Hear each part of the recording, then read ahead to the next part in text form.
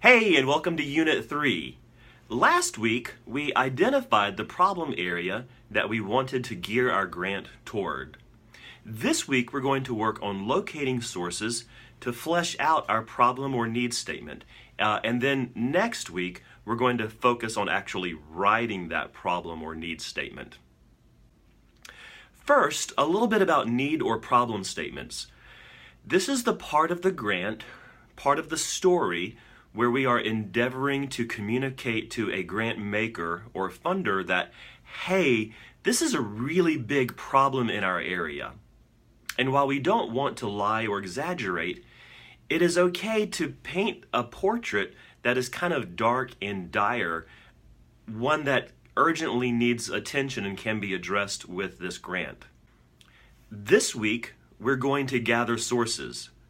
So what kind of sources can be used in putting together a needs statement? Well, scholarly journals are okay. This is going to be a little bit different than writing, say, for a journal, but journals are good. National statistics are also helpful, but our problems are going to be local issues, and so wherever possible, local data, local figures, local statistics can be helpful. Where do we find local information like this? Well, online and even at Wikipedia, there is some information on demographics and poverty that can be useful. There's information on racial composition of a community and gender and sex issues. Communities and organizations, for instance, the United Way, sometimes puts together data that describes how the community functions and needs that exist within the community.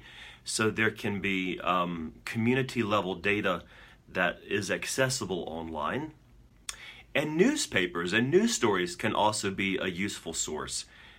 For the purposes of this paper, you can even use quotes from authority figures or leaders within a community in as much as they are describing what's going on. If you are writing for an established organization or partnering with an established organization, very often they've been down this road before.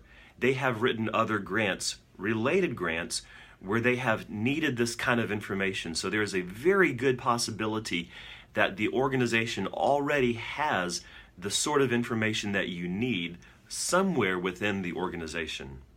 Next week, we're actually going to take all of these sources and try to weave them together into a fairly persuasive and somewhat dark narrative that describes the problem. But that's going to occur next week. Have never written a need or problem statement before? There are going to be a couple of examples already posted in Unit 4, ready for us when we get there.